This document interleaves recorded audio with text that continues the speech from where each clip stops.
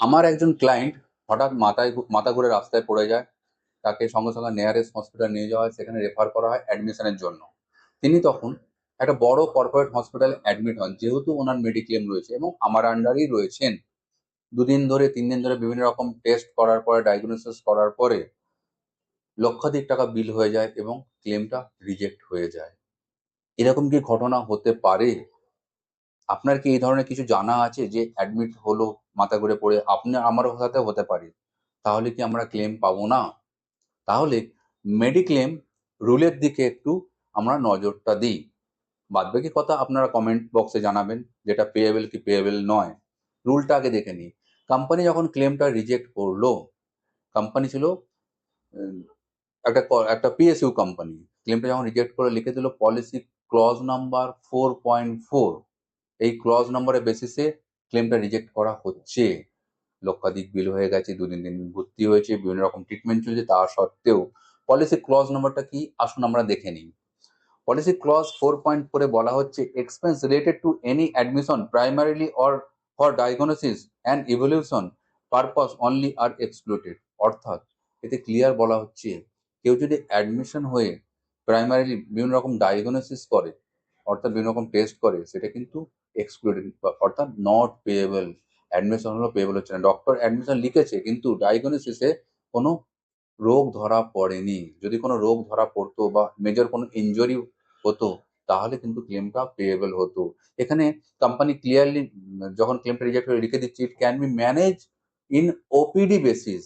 অর্থাৎ ওপিডিতে যে ট্রিটমেন্টটা করা সম্ভব হয়, তার জন্য কেউ অ্যাডমিশন হলে পাবে না। এই ক্লায়েন্টের ক্ষেত্রে আরেকটা কথা লিখেছে যে এটা যে ধরনের line of treatment, actually active line of treatment নেই, বাট যে ধরনের একটা রোগ ধরা পড়েছে সেটা ক্রনিক ইলনেস, কিন্তু পলিসিটা করা হয়েছে রিসেন্টলি 4 মাস আগে। ক্রনিক ইলনেস মানে অনেক পুরনো রোগ, অথচ এখন সেই রিলেটেড কোনো ডিজিজ ধরা পড়ছে বা সেই রিলেটেড কোনো প্রবলেম আসছে, সেক্ষেত্রে কিন্তু পেয়েবল হচ্ছে না, যেহেতু 3 বছর হয়নি। 3 বছর হলে প্রি এক্সিস্টিং ডিজিজ পেয়েবল হয়। পিএসইউ কোম্পানিতে এরকম ক্ষেত্রে আগে থেকে কোনো কোনো ক্ষেত্রে ডিক্লারেশন না দিলেও কিন্তু পেয়েবল হয়ে যায়। অনেক ক্ষেত্রে কাস্টমার জানে না, সেক্ষেত্রে কিন্তু পেয়েবল হয় সব কোম্পানিতেই।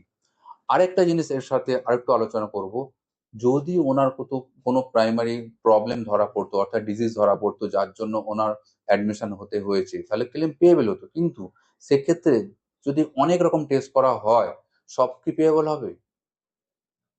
সেই 4.4 ক্লজে এটাও লেখা আছে, পয়েন্ট নাম্বার 2 লেখা আছে, any diagnosis expense which are not related or not incidental to the current diagnosis and treatment are excluded. অর্থাৎ আপনার যে কারণে প্রবলেমটা হয়েছে, সেই রিলেটেড ব্যতীত অন্য যা যা আপনার টেস্ট হচ্ছে, সেগুলো কিন্তু পেয়েবল হবে না। মনে করুন মাথা ঘুরে পড়ে গেছে, দেখা গেল যে তার ব্রেনে বা নার্ভে কোনো সমস্যা রয়েছে, কিন্তু দেখা গেল তার পেটের স্ক্যানও করেছে, তার পুরো বডির এক্স রে করেছে, হাতের পায়ে সব জায়গায় এক্স রে করেছে, কথার কথা বলছি, ইসিজি করেছে, কিন্তু এইগুলো তার প্রবলেম রিলেটেড নয়। ডক্টর তার স্যাটিসফ্যাকশনের জন্য বা ভালোভাবে দেখার জন্য পেশেন্ট তিনি করে থাকতেই পারেন, কিন্তু অ্যাজ পার পলিসি নর্ম সেগুলো কিন্তু পেয়েবল হচ্ছে না। অর্থাৎ যদিও এটা পেয়েবল হতো, কিন্তু পুরো ট্রিটমেন্ট খরচটা পেয়েবল হতো না।